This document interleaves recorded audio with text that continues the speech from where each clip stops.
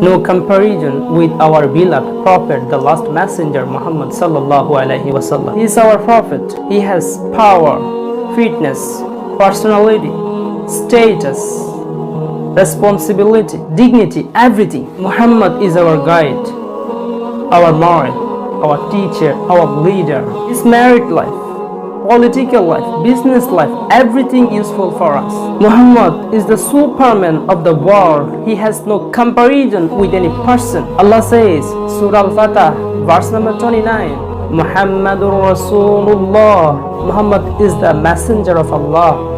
Allah says, another verse, وَلَكِنْ رَسُولَ اللَّهِ وَخَاتَمَ النَّبِيِّ. Muhammad is the last and final messenger of Allah. He is our beloved Prophet. We love him very much. No comparison with our beloved Prophet, the last messenger, Muhammad sallallahu alaihi wasallam. He is our Prophet.